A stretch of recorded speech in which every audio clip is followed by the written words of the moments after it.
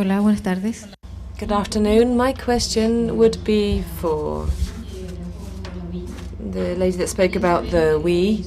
I would like to know I have studied various projects of this kind, and sometimes they work with volunteers and sometimes universities that are done in some kind of home or day center.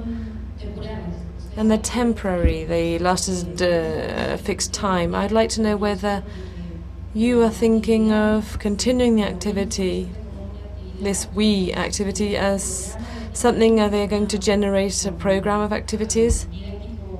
An educational, therapeutic, pedagogical project? Or is it just limited to a week or 3 months or whatever? Or are you going to think of offering a program of activities, a whole plan that could be used by any home?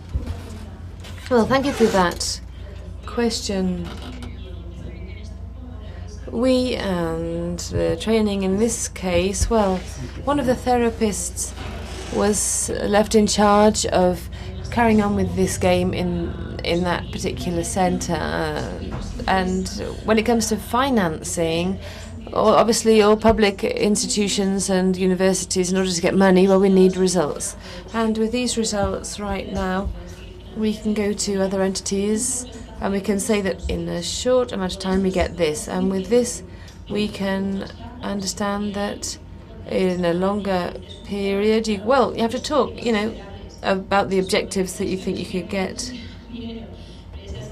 Obviously, step by step. If we don't have any results or conclusions, we're working in a vacuum and we can't knock on anybody's door.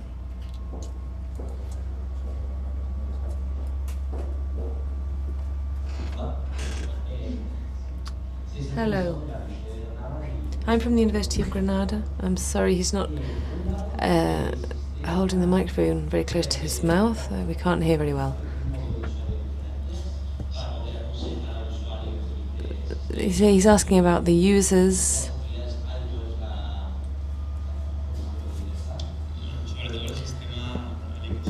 Well, the INREDIS ecosystem has a system based of preferences of each user. Well, if I start at the start, first of all, tests are done for each user to detect what degree of disability they have. They have to obviously tell us, but in addition to this, we carry out some tests and a game in order to find out lots of parameters in order to meet their needs as well as possible. So according to that, we develop the interface. So we need to detect lots of parameters to know whether the person has a visual impairment, and if so, to what degree. INREDIS has a system for skills and preferences. At the experimental level, they don't have this, but we do a kind of match with the preferences that we have in the system of INREDIS. So their preferences about interests, whether it's restaurants or whether it's more cinema, whether they prefer traditional Spanish food rather than Mexican. So they don't differentiate between user preferences for one event over another event. Well, right now, it's not a real product right now. The user has to select, it keeps a record, but not much more than that. It just recommends, what it does generate, besides the request that's given, it looks for results that are in line with their preferences and their skills, but not much more than that. And a second question, I don't know whether you can answer it, whether if there's an event is offered by two service providers, for example, two tickets pages, if the information is more complete in one than in the other, what would happen in this case?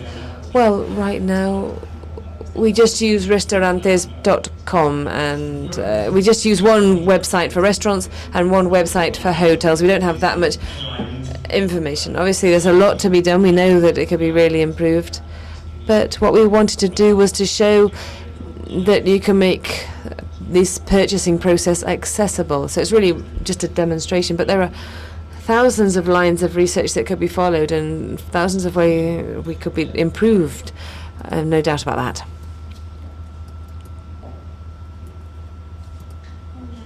Hello, I'm Tatiana from the representative platform for people with physical disabilities. And I found it interesting to see that in Redis, when the information appeared about a leisure product, there were 3 icons at the top which told you whether it was accessible, well, as I understood, for different disabilities. What were the criteria that you followed for each leisure product to give it an icon?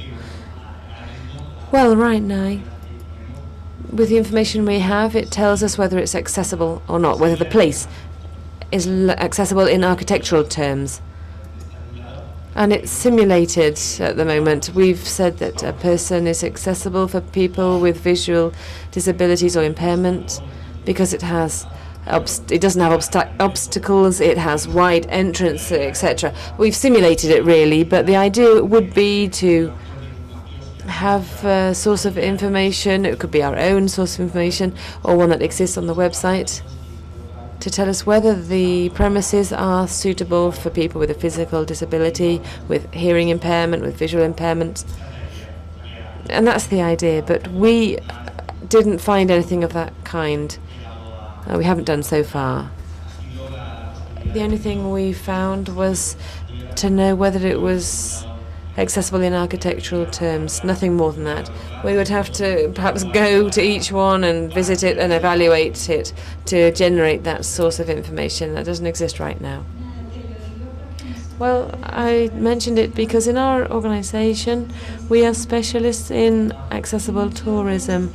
Many of the establishments, leisure establishments, have been diagnosed, have been studied, so whether you'd be interested, we could perhaps coincide with some of the ones you have in your tool, and we could offer you that information. I think that's a very good idea. Yes, if you give me your details, we can get in contact. Any other questions?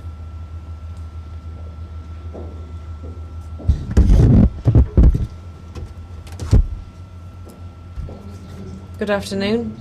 I wanted to ask about the We project. I wanted to know. Sorry, I can't hear you very well. I wanted to ask about the We project. When you did it, did you take into account other articles, other projects being done in other hospitals, for example, using We to see whether you could take into account their experiences? We know that in the Nordic countries, in Europe, they're working with this. And we know that in Salamanca they are using We games for people with mental disabilities, with dementia, but we haven't found any conclusive results yet. Obviously, new technologies are developing very quickly, and we don't always have as much communication as we might like between people working in this area. But we are aware of the existence of prior studies. If you're interested in knowing about them exactly in the minutes, there are details.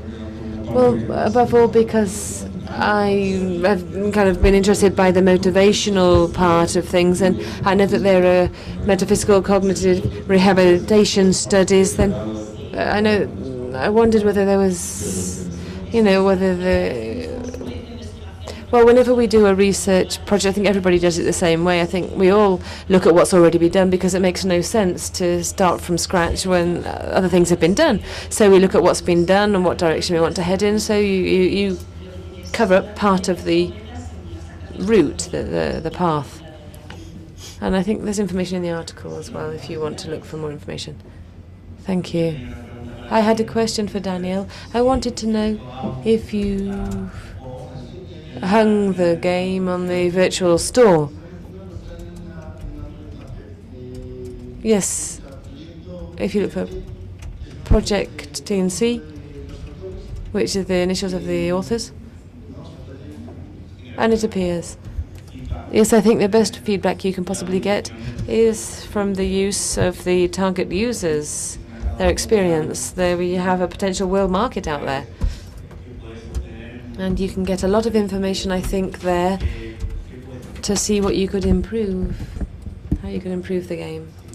So, well, with with that, I think if there are no other questions, I have a question for Begonia.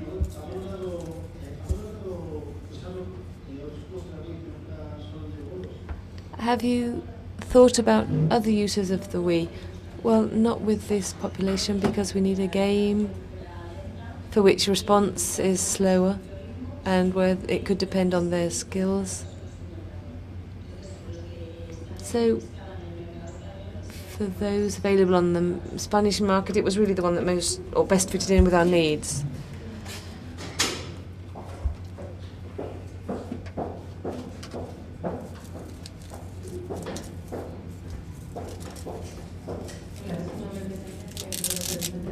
I'd like to I'm Gloria Fredes.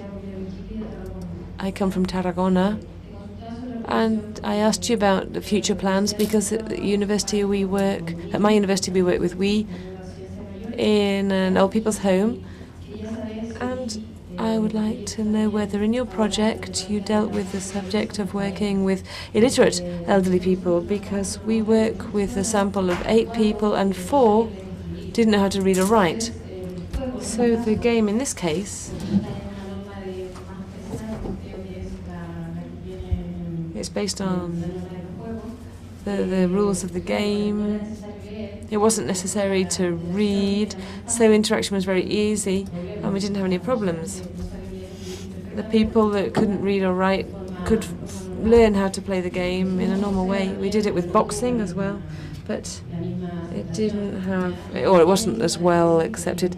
And the tennis, well, yes, that was much more complicated. With boxing, we found a problem. It was a cultural problem. The women didn't want to box. They felt that was a very male sport. And of course, whether you dealt with the gender issues, because it was very interesting that women were very scared. They were more resistant, we could say, than the men, because from their prior experiences, they'd never even played bowling or anything similar.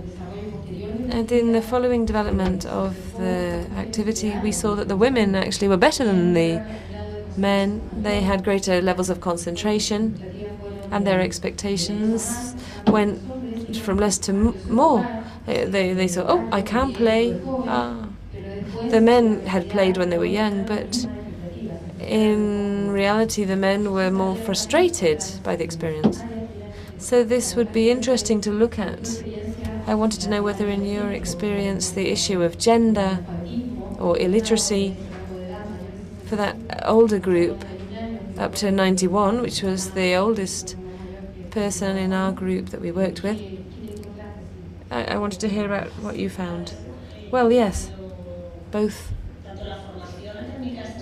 If we talk about academic training and genders, they weren't taken into account. But we observed the group, and it's clear that this obviously is something we can just observe. And in Aragon, there's a really mixed population. There's a big difference between rural and urban citizens. 2 of them didn't know how to read or write in this case. And since the game didn't involve reading, as you said, there was no real difference when it came to playing. There was a difference when it came to gender. The men were more kind of like, oh yes, they were more willing and ready, but the women started off saying, I'm no good at this. But I think that's part of the characteristic of that generation. This evaluation of the women themselves, well, they gradually saw that they could do it. But we didn't have the case of a husband and wife. We weren't able to observe a husband and wife. We didn't have any couples in the group. That would be interesting to see the reaction of the man and the woman, the husband and wife. Well, in our group, there was a husband and wife, and they were best at boxing, this married couple. And we have recordings. And indeed, it was very entertaining for them. And the woman beat the man. But it's like you say, they kind of really regained they were rejuvenated. Thank you. I think, having said that, I think we'll have to finish, otherwise the organisers really are going to give us a telling off. So thank you very much for your attention. Thank you. Anything you need? Well, here we are.